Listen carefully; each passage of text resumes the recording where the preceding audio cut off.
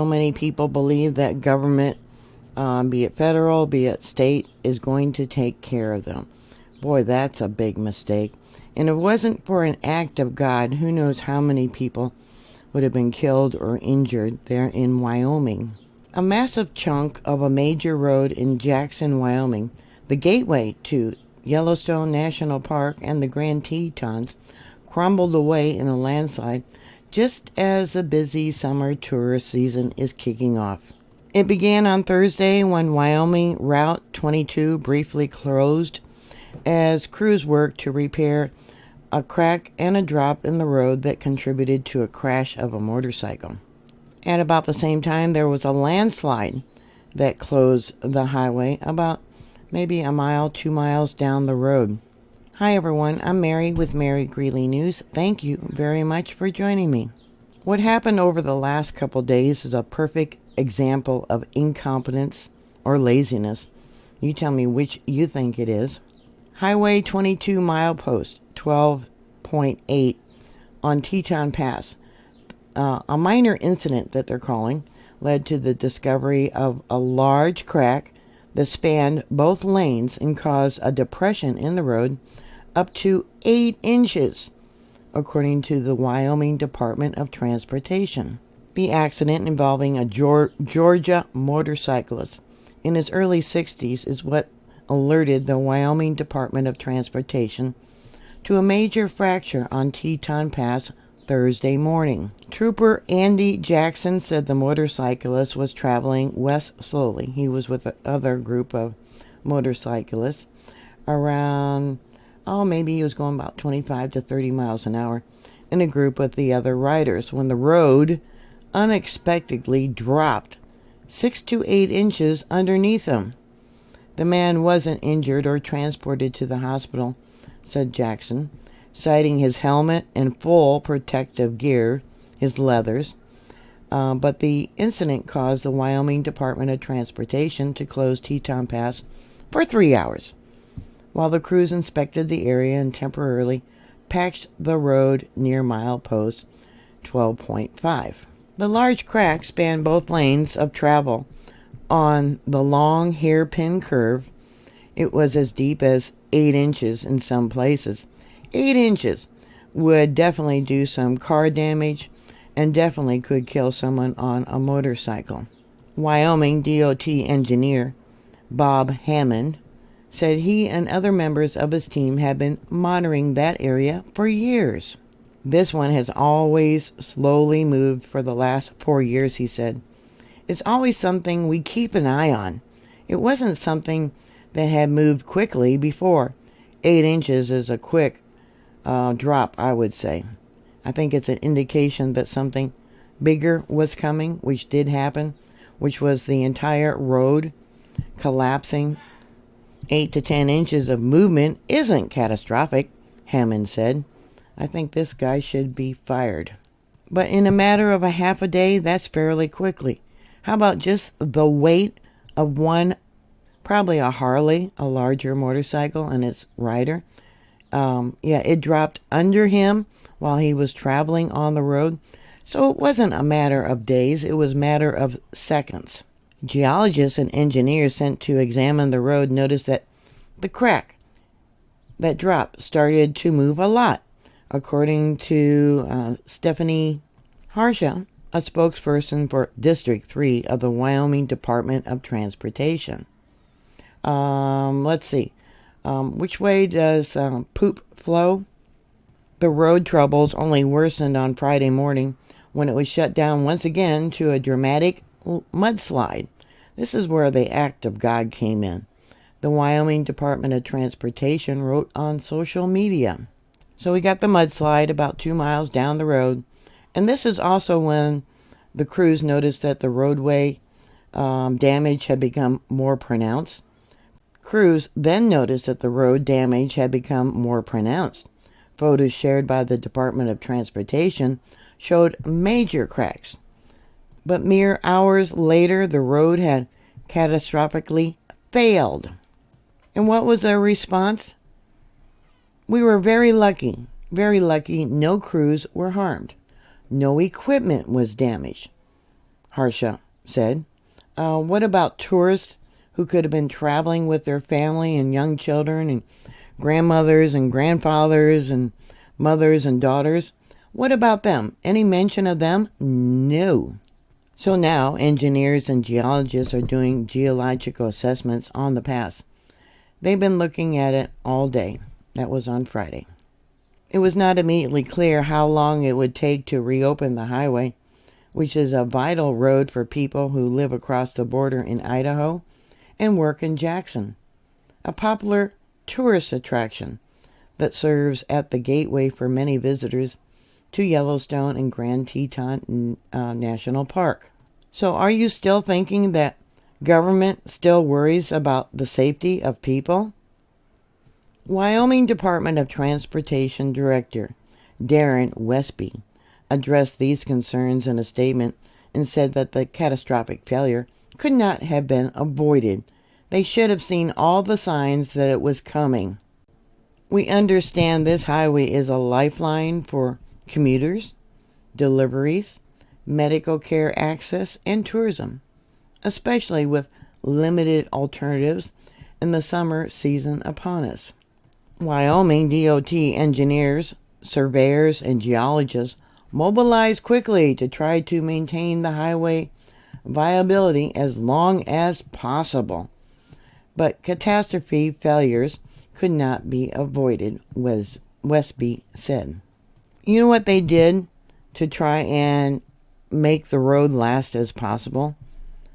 They reduced the weight limit for the highway, but yet the weight of a motorcycle and its rider made it drop 8 inches. WYDOT remains on site decisively engaged on fixing the road and restoring connectivity to the Teton Valley. Safety is our utmost priority. Talk is cheap, that's what I say. And he went on to say that we ask that recreationists and curious residents avoid the area until it can be stabilized. An alternative route between Jackson and the area of Victor, Idaho, goes more than 60 miles out of the way and adds quite a bit to any commute, Harsha said. What about emergency medical treatment that you need to have? Governor Mark Gordon has issued an executive order declaring an emergency in response to the catastrophic failure of Wyoming Highway 22, Teton Pass. Multiple mudslides have led to a catastrophic structure failure of the road at milepost 12.8. The declaration will help the state access additional resources from the Federal Highway Administration to begin the substantial repairs required. We are closely monitoring this ongoing situation, and Wyoming Department of Transportation personnel are working diligently to develop a long-term solution to rebuild this critical roadway, Governor Gordon said.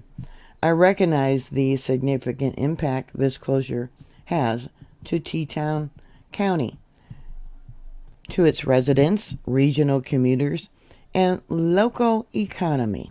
The emergency declaration states that current conditions affecting highway integrity and structural stability continues to deteriorate, and efforts to reduce further damage must begin immediately.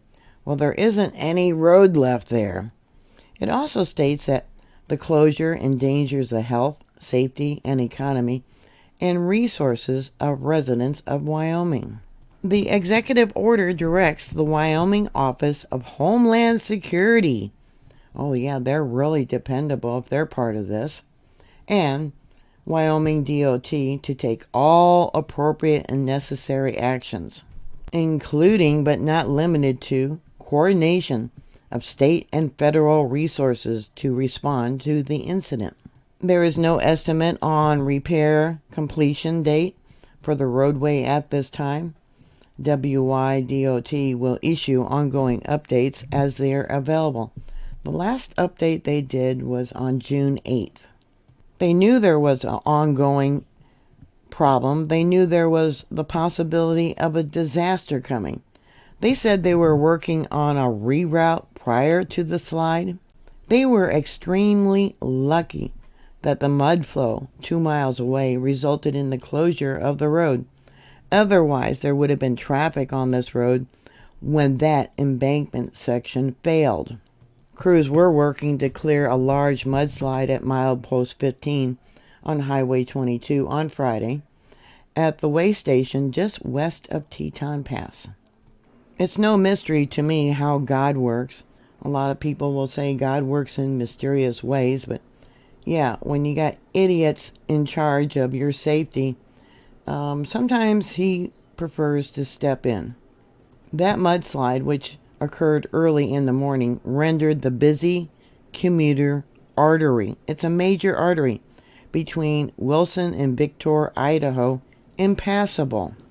At around 10 a.m., thick mud and debris that consisted of small trees and large rocks covered the western half of the pullout that contains the scale house, the scale where they weigh the trucks, and the weigh station. Several Wyoming DOT dump trucks were lined up on the east side of the slide waiting to be filled by a front loader. God was definitely making sure he was keeping that road closed, because mud also filled the ditch for several hundred yards on the north side of the highway, both east and west of the weigh station. 45 minutes later, or about at 10:44 a.m., additional material continued to flow into the roadway as the crews tried to clear the debris. At that time, there was no estimate time of opening, according to the release from the Wyoming DOT. Now remember, this is the same time that the road dropped where the major slide happened. So while they're trying to clear the road, they were up there putting in a temporary patch for milepost 12.9. That road had dropped 8 inches and probably did injure the motorcycle rider, I imagine, even though they say he wasn't injured. And they're saying that 8 to 10 inch drop was from geological activity, and there were earlier reports that there had been additional movements since the repair. So they went in, filled in the 8 to 10 inch gap that spanned across both sides of the highway, and yet it kept moving, but yet they kept the road open. At that time, they did not deem the road unsafe for travel. At that time, it was only closed because of the mudslide at milepost 15. They had determined they were going to reopen the road within the next day or two. That was depending upon equipment and contractors, as well as the weather that would be available. Work would be ongoing at milepost 12.8 as Wyoming DOT crew pursue a more permanent solution. Well, they don't need to put one in now. What they need is a brand new road and maybe some bridges. So before the whole road collapsed, what they did was do some temporary solutions to stabilize the slide by removing asphalt from the road, minimizing the weight on the unstable ground. They figured that minimizing the weight would help reduce the driving force pushing, the ground movement, the slide. And originally they were thinking about realigning the road closer to the mountain. I can't help but think the old saying, "Trust me, I'm from the government. I'm here to help you." After looking at the videos and the images, what are your thoughts? Please put your comments down below. Thank you very much for watching. Please like, share, and subscribe. And I'll talk to you later. God bless y'all. Bye.